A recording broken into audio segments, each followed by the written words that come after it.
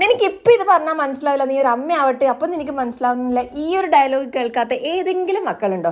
ഞാൻ ഒരുപാട് പ്രാവശ്യം കേട്ടിട്ടുണ്ട്. ശരിക്കും പറഞ്ഞാൽ ഇപ്പം ഒരമ്മയെ നിൽക്കുമ്പോൾ ആ ഒരു പറഞ്ഞ ഡയലോഗിലേക്ക് കുറേ കാര്യങ്ങളൊക്കെ മനസ്സിലാക്കാൻ വേണ്ടി പറ്റുന്നുണ്ട് കേട്ടോ.